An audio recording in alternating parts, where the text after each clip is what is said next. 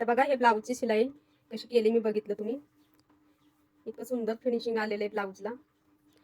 ह्याची कटिंग मी काल दाखवली होती तुम्हाला, कटिंग कशी करायची, कसं माप घ्यायचे.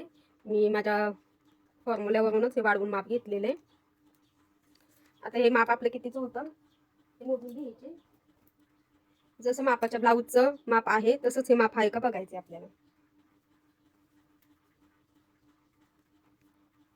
पहिला व्हिडिओ तुम्ही बघू शकता, त्यामध्ये मी कसं कटिंग केलेले, कसं माप घेऊन कटिंग केलेले आणि कशी माप टाकलेले हे तुम्ही पहिल्या व्हिडिओमध्ये बघू शकता. आणि हे माप आपले शिवून आहे तसं आले का बघायचंय आपल्याला. आता आपली छाती किती आहे,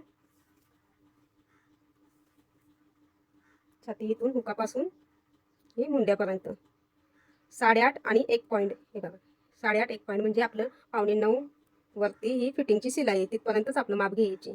8.5 आणि 1 पॉईंट. आता आपला हा रेडी केलेला ब्लाऊज आहे त्याचं बघूया आपण. 8.5 1 पॉईंट. हे बघा 8.5 1 पॉईंटवर आपलं हे शिलाईचं फिटिंगची शिलाई आहे ती आपली येणार आहे.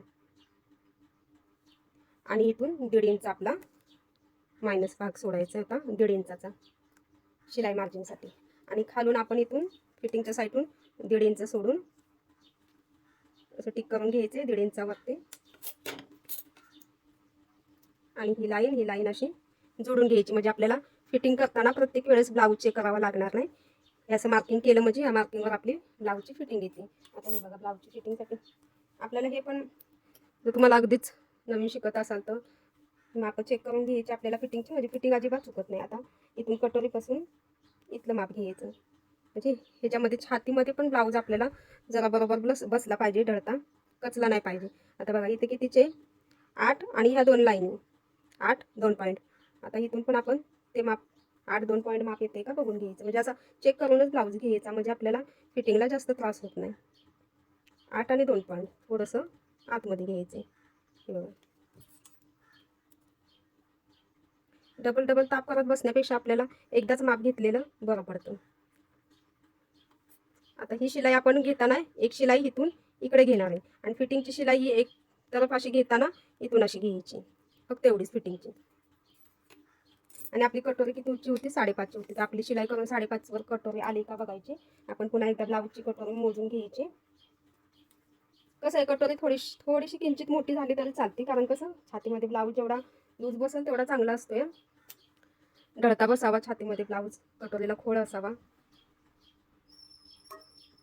हे बघा आता आपली कटोरी कितीची मापून घ्यायची, इथून या टक्स पॉईंट वरून इथं, म्हणजे जवळजवळ 5.5ची कटोरी आहे आपल्याला. हे बघा परफेक्ट माप असं 5.5ची कटोरी 5.5.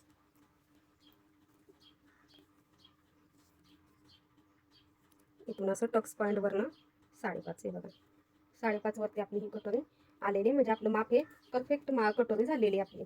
मी कशावरून फॉर्म्युल्यावरून ह्या फॉर्म्युल्यावरूनच कटिंग करून, मी प्रत्येक वेळेस पेपर कटिंग करत बसत नाही. हा फॉर्म्युला वापरून जसं आपल्याला कुठल्या छातीचा ब्लाऊज आहे, किती साईज